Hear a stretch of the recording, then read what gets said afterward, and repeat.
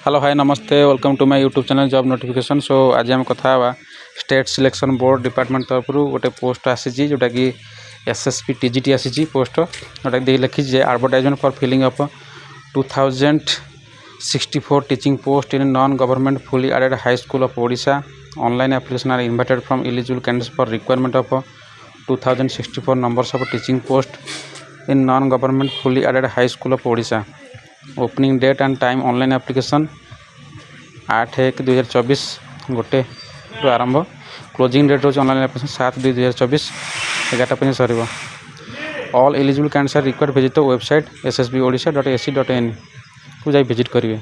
तार अर्थ हूँ SSB TGT already बाहरी जाइए तार सर्ट नोटिसटा पलि आसी तेणुक तार ऑनलाइन स्टार्ट हो 8 तारिख ये जनवरी 8 स्टार्ट हो तार सर क्लोजिंग ऑनलाइन एप्लिकेशन 7 तारिख जो फेब्रुआरी 7 सर।